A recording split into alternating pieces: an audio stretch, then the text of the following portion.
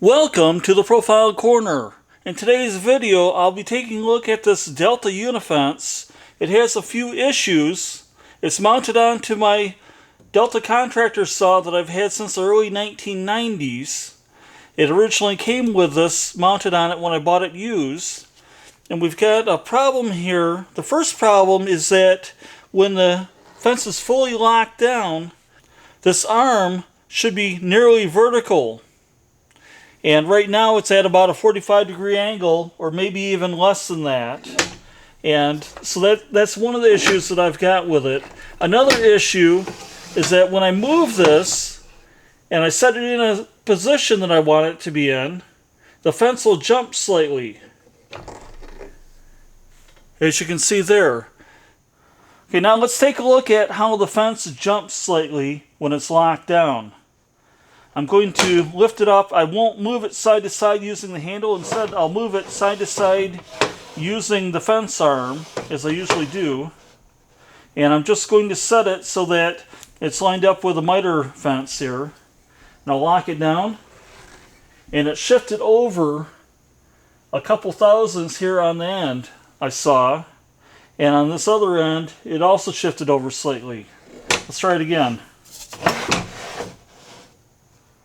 Set it into rough alignment with the miter slot. Lock it down, and it shifted over ever so slightly again.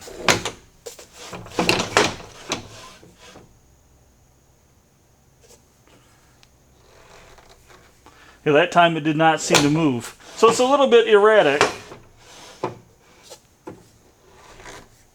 in terms of how much it moves and whether or not it actually moves. The Unifence on my Delta Unisaw does not have either of these behaviors.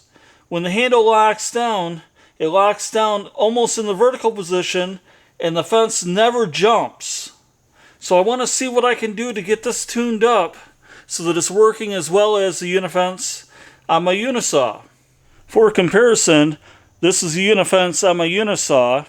In a fully locked position, it's at roughly 15 degrees off 90 from the vertical position, and it locks down tight, and the fence does not move at all this way when it's locked down.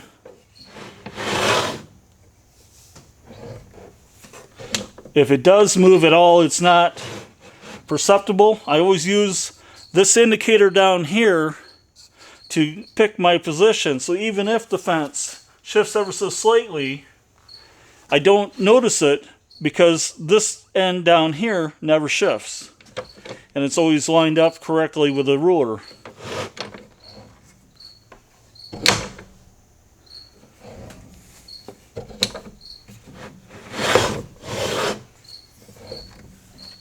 And so let's take a look at it. I know that one of the things that I need to do is to make adjustments to these two screws here so that will allow the handle to drop down to a more vertical position when it locks.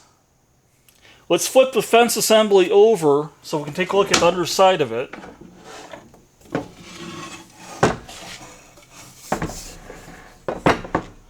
And I can see that we've got a little bit of sawdust built up right in here. I don't know if that's causing part of the issues or not. We've got some rust down in here. We've got more sawdust packed over in here on this side that you can't see. And there's none packed down to this side. So let's take and blow this off as a first step.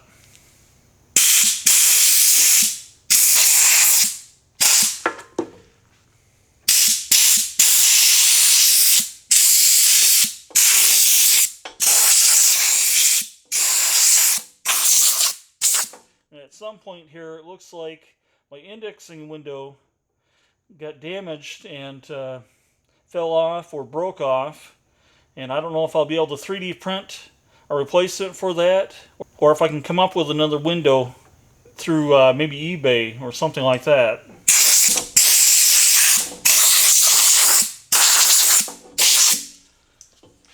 Okay, let's see if that made any change.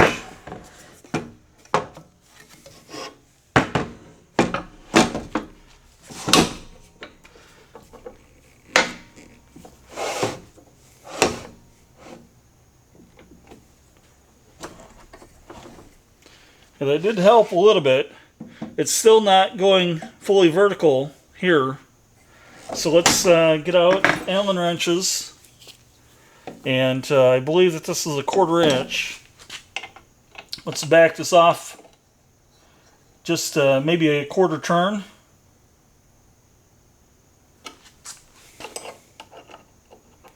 And if I don't get these even, it's not going to align correctly with the miter gauge slot. So let's see what happens now. Okay, I've got it roughly lined up with the miter gauge slot. Let's lock it down. And it's locking down in more of a vertical position now than it was before.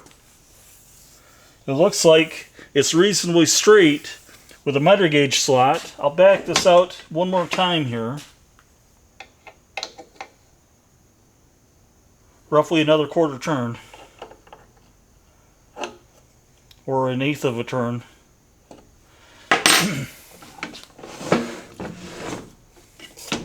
Okay, so let's move it into position, and it's still not moving smoothly here. In other words, now there's more slop in its movement than there was before. And as I understand it, this handle has to naturally be able to drop down ever so slightly to get rid of that slop. Okay, so let's move it into the position of the miter gauge slot, and it's out of alignment right now at this end down here. Let's clamp it down, and it's nicely aligned on this end. Down on this end, it's out maybe a 64th of an inch, maybe a little bit more than that. So let's see if we can bring that in.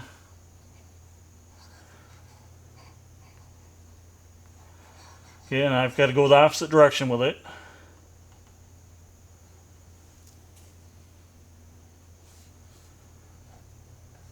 Okay, so that is nicely aligned right here now. Let's see if we do it again here. Put it into position. Lock it down. And now it's locking down in a much more vertical position. Probably not quite as much as I'd like to see. But I did notice that this handle is now dropping down automatically right where it should be doing, to kind of take up some of the slack. So that's a nice improvement. So let's maybe loosen it up ever so slightly more and see if that helps again. Going to go maybe 1/8 of a turn.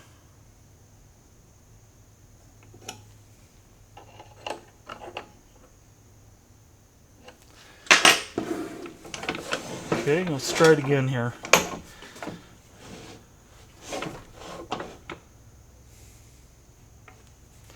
We lock it down, and now it's probably too loose.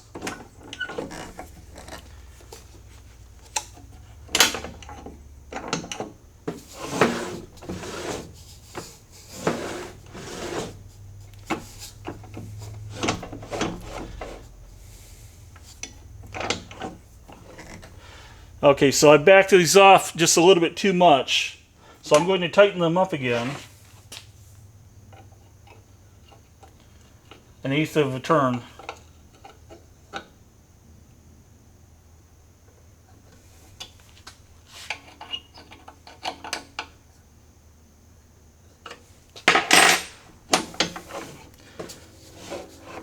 Okay, I'll bring it into alignment here with a miter gauge slot. Lock it down. Okay, the handle is locking in the correct position. I did see that this moved ever so slightly when I locked it down. Let's try it again here. We'll move it into position.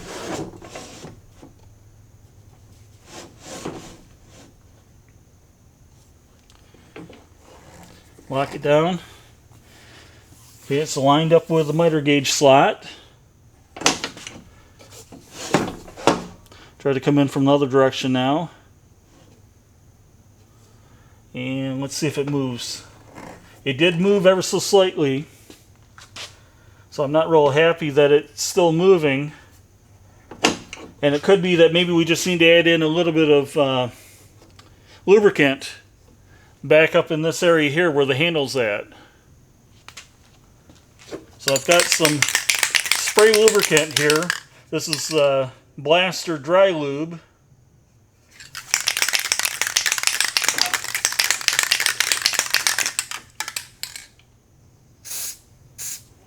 Spray just a little bit on there. And that will maybe allow the handle to come down automatically on its own, take up some of the slop as it's being moved side to side.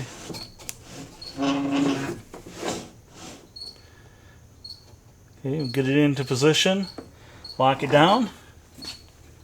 Okay, I didn't notice that it moved at all. Let's see if we can come in from the opposite direction.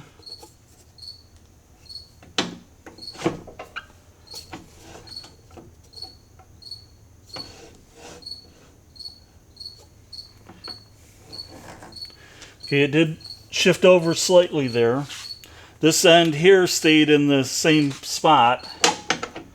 Let's flip this over and maybe we can apply a little bit of lubricant to the underside here.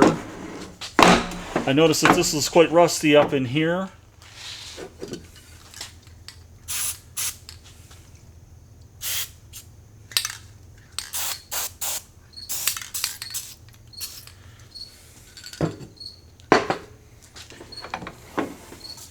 Hopefully that didn't just cause a problem for me here where it doesn't lock down now. This does turn more easily than it did before now.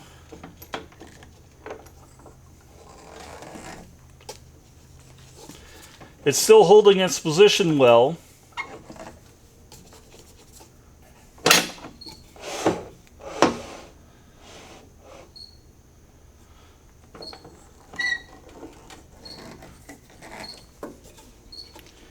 That seems to be working. Okay, so it seems to be operating better than it did before. It's still not as perfect as the Unifence on my Unisaw, but it's close. And for as old as this is, right up around 35 years old, maybe 37 years old, or even older than that, it's operating pretty well.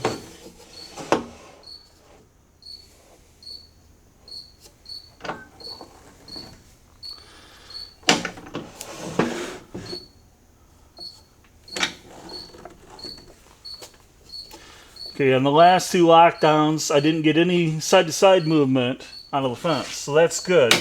Yeah, on the internet, I found a couple good videos that show how to tune up these Unifences in case your Unifence is in worse shape than what this one was. If I can locate those videos on YouTube, I'll put links to them in the video description. That's all for today. Thanks for watching. Bye.